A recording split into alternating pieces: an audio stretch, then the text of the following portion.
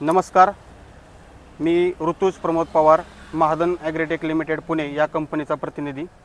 आपण कृषी विज्ञान केंद्र बारामती या ठिकाणी ऊस या पिकाचा प्रात्यक्षिक प्लॉट या ठिकाणी आपण लावलेला आहे आणि या ऊसाची लागवड 1/8/2025 रोजी आपण केलेली आहे। आणि तुमच्या पुढे जो ऊस उभा दिसतो हा 86-032 या वाहनाचा आहे आणि या ऊसाला आपण महादन कंपनीचं बेसलला क्रॉपटेक 9-24-24 160 किलो, त्याच्यानंतर बेन्सल्फ जे आहे ते 10 किलो एकरी या प्रमाणामध्ये आपण बेसल डोस दिलेला आहे। तदनंतर 40 ते 50 दिवसानंतर 2 बॅग युरिया आणि 1 बॅग 24-24-0 या खताचा वापर केलेला आहे। त्यानंतर 80 ते 90 दिवसानंतर 1 बॅग युरिया आणि 1 बॅग 24-24-0 या खताचा वापर केलेला आहे। आणि ज्यावेळी मोठी बांधणी करतो त्यावेळी परत एकदा महादन कंपनीचा क्रॉपटेक 9-24-24 160 किलो म्हणजे 4 बॅगा युरिया, 2 बॅगा आणि बेन्सल सुपरफास्ट 10 किलो या प्रमाणामध्ये मात्रा टाकलेली आहे। आणि तुम्ही पाहू शकता की या ऊसामध्ये पेराची जी संख्या आहे ती आता अडसाली ऊसाची जी आहे ती 8 ते 10 कांड्यावरती पेराची संख्या गेलेली आहे।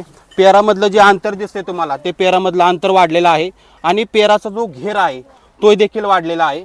आणि या ठिकाणी आपण शेतकरी प्रॅक्टिस केलेली आहे तर त्याच्यामध्ये तुम्ही पाहू शकता की पेराची जी साईज आहे ती पेराची साईज कमी आहे, पेरामधलं जे जाडी आहे पेराची ती सुद्धा कमी आहे।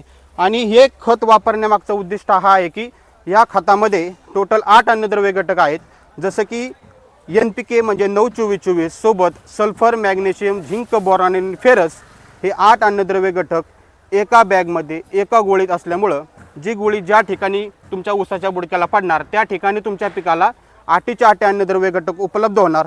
त्यामुळे शेतकऱ्यांना इतरत्र खतं घेण्याची जी गरज लागते ती तुम्हाला गरज भासणार नाही आणि एक खत टाकल्यामुळं खत वाया न जाता तुमच्या पिकाला पूर्णपणे लागू पडणार आहे आणि तुमच्या ऊस पिकाचं असेल आणि इतरत्र पिकाचं जे असेल उत्पन्न ते निश्चित वाढणार आहे।